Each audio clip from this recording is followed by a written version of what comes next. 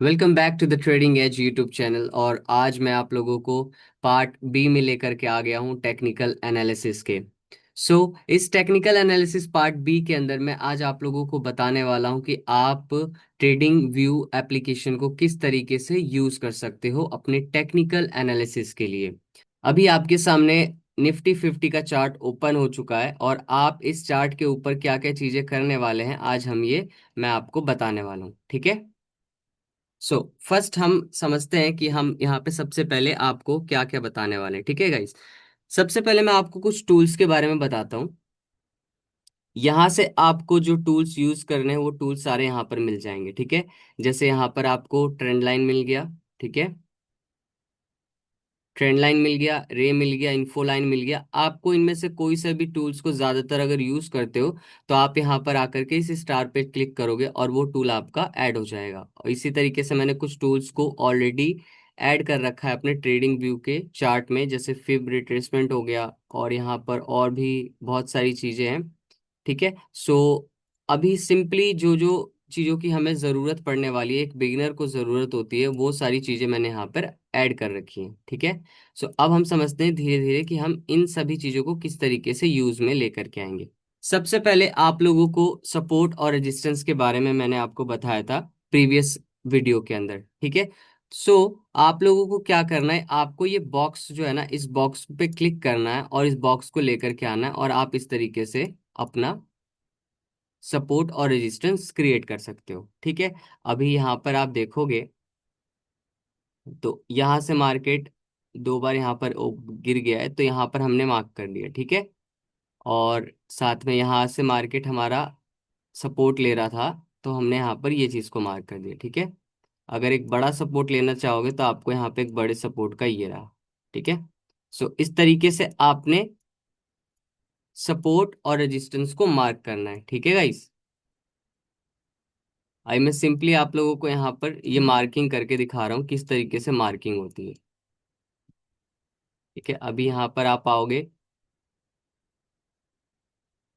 इस तरीके से आप ये लाइन को लेकर के आओगे इस बॉक्स को। और हमेशा जो भी हम लोग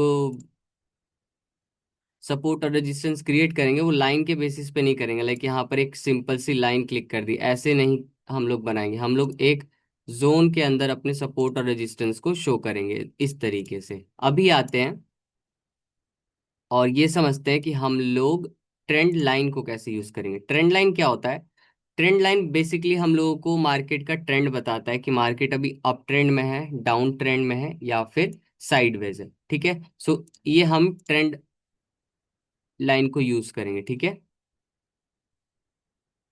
तो यहाँ पे आप देखोगे ये ट्रेंड लाइन है, कुछ इस तरीके से है। आप इसको एक जगह पे मार्क करोगे और दूसरे जगह पे ले जाओगे तो ये इस तरीके से कुछ ट्रेंड लाइन बनेगी, ठीक है।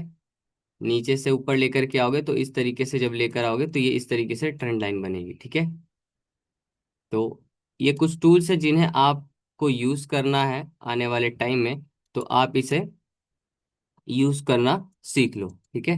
धीरे धीरे जैसे जैसे आप टूल्स के बारे में जान लोगे, एक बार इस एप्लीकेशन को ओपन करके और जितनी सारी चीजें मैं बता रहा हूँ आप उन्हें यूज करना एक बार ट्राई करना, ठीक है। एंड देन उसके बाद में हम आगे की क्लासेस में समझेंगे कि हम ट्रेंड लाइन किस तरीके से बनाएंगे, सपोर्ट और रेजिस्टेंस कैसे बनेगा और हम कौन से इंडिकेटर्स को यूज करेंगे, ठीक है। सो हमारा दूसरा टॉपिक था ट्रेंड लाइन, जिसमें हम अप ट्रेंड, अगर अप ट्रेंड बनाना है तो नीचे से आपको नीचे से दो लाइनों को ज्वाइन करके और उसको इस तरीके से क्लिक कर दो तो ये आपकी अप ट्रेंड लाइन बन गई, ठीक है। अभी मार्केट डाउन ट्रेंड फेज में है, तो डाउन ट्रेंड के लिए आप देखोगे तो यहाँ पे एक डाउन डाउन ट्रेंड की ट्रेंड लाइन बनी हुई है, ठीक है। ये हमें शो करता है कि मार्केट अभी डाउन ट्रेंड में है, ठीक है। और इसी तरीके से डाउन ट्रेंड मार्केट में मार्केट यहाँ पे गिरता जा रहा है और ये इस तरीके से बनता जा रहा है, तो इसका मतलब जब मार्केट यहाँ पर आएगा तो ये दोबारा से ये गिरने के चांसेस होंगे, ठीक है। यहाँ पर आपको मैंने बताया था कि सिंपली एक लाइन क्लिक नहीं करना सपोर्ट और रेजिस्टेंस के लिए, उसी तरीके से आपको ट्रेंड लाइन के दौरान भी एक लाइन पे सिर्फ क्लिक नहीं करना, उसको इस तरीके से जोन बनाना है, ठीक है। जब आप इस तरीके से जोन बनाते हो तो यहाँ पे चांसेस थोड़े से हाई होते हैं कि आपको पूरा कवर हो जाता है, जो विक्स वगैरह होते हैं वो कवर होने लगते हैं, ठीक है। तो इस तरीके से आपकी मार्किंग सही होती है। ठीक है, जोन मार्किंग कहते हैं इसको। ठीक है। एंड देन इसके बाद में जो तीन टूल्स हैं ये थोड़े एडवांस टूल्स हो जाते हैं, तो इनको हम बाद में समझेंगे। ठीक है। सिंपल सा मैं आपको बता देता हूँ कि इसके अंदर ना हमको ये स्टॉप लॉस और टारगेट का देता है। ठीक है। सो इसमें क्या होता है कि ये जो ग्रीन वाली लाइन होती है ये हमें टारगेट के लिए रखना होता है, और ये जो रेड वाली लाइन होती है इसे हम स्टॉप लॉस के लिए रखते हैं। उसी तरीके से नीचे की साइड में अगर आप ट्रेड बनाते हो तो ये नीचे की साइड में आपका टारगेट रहेगा, और ऊपर की साइड में एसएल रहता है, और एसएल हमेशा रेड रेड कलर में शो होता है और ग्रीन कलर में आपका टारगेट शो होता है। सो अगर आपको ऊपर के ट्रेड्स को एनालिसिस करना है तो आपको इस तरीके से लगा सकते हो, और यहाँ पे टारगेट ऐसे रख सकते हो। नीचे के ट्रेड बनाने हैं आपको तो इसको ऐसे रखोगे और इस तरीके से आप नीचे रख दोगे। ठीक है। अभी जो मैंने यहाँ पर बनाया हुआ है, आप देखोगे मैंने यहाँ पर इसे क्लिक किया हुआ और इसका टारगेट यहाँ तक आने के चांसेस हैं। ठीक है। सो सिंपल सिंपल से यहाँ पर मैंने आपको इस इन सभी चीज़ों के बारे में बता दिया। अभी मैं आपको इन ऊपर वाली लाइंस के बारे में बताता हूँ। ठीक है। यहाँ पर टाइम फ्रेम आता है, और टाइम फ्रेम के साइड में आपको यहाँ पे इंडेक्स रहता है। आपको जो भी स्टॉक लेना है उसका यहाँ पे नाम लिख दोगे आप, जैसे HDFC बैंक। ठीक है। तो HDFC बैंक आ गया यहाँ पे, अभी HDFC बैंक का चार्ट ओपन हो गया। ठीक है। आप अगर लाइक यहाँ पर भी अगर आप बिना कुछ के अपने कीबोर्ड में नाम लिखते हो, जैसे मैं लिखता हूँ रिलायंस। ठीक है। तो यहाँ पर ये रिलायंस लिखना शो हो जाता है। ठीक है, ये एक इसका शॉर्टकट है। ठीक है। देन इसके बाद में ये टाइम फ्रेम होता है। सबसे पहले एक ही टाइम फ्रेम होता है, फिर आप यहाँ पर ना इस इन स्टार्स को लगा करके आप अपने चार्ट पर जो भी टाइम फ्रेम यूज करते हो उनको ऐसे लगा सकते हो। ठीक है। एंड देन इसके बाद में आता है मेन चीज, थर्ड आता है हमारा कैंडल्स। ठीक है। सो अगर आपको एनालिसिस कैंडल्स के अंदर करनी है तो आप कैंडल्स का चार्ट ओपन कर सकते हो। जैसे यहाँ पर बहुत सारे एनालिसिस करने के लिए हमें चार्ट दे रखे हैं। ठीक है, लाइन चार्ट दे रखा है, कैंडल्स चार्ट दे रखा है, बार चार्ट दे रखा है। तो ज्यादातर जो लोग होते हैं वो कैंडल्स चार्ट को यूज करते हैं और लाइन चार्ट को यूज करते हैं। ठीक है। मैं आगे समझाऊंगा कि आपको लाइन चार्ट की कैसे जरूरत पड़ेगी, और हमारा मेन फोकस कैंडल्स के चार्ट पे रहेगा, और हम कैंडल्स को समझेंगे कि कैंडल्स के बिहेवियर कैसे होते हैं। ठीक है। देन इसके बाद में आता है इंडिकेटर्स। सो आप यहाँ से इंडिकेटर्स को यूज कर सकते हो। यहाँ पे आप क्लिक करोगे, आपके जो फेवरेट इंडिकेटर्स हैं उनको आप यहाँ पे स्टार की मार्किंग दे करके उसे आप फेवरेट रख सकते हो, या फिर आप यहाँ पे सर्च करोगे लाइक RSI। तो यहाँ पर रिलेटिव स्ट्रेंथ इंडेक्स आ गया, और आप इसे मार्क कर दोगे तो ये आपके फेवरेट की लिस्ट में आ जाएगा। ठीक है। वॉल्यूम का एक यूज करते हो तो यहाँ पे आपके पास में फेवरेट की लिस्ट आ जाती है। ठीक है।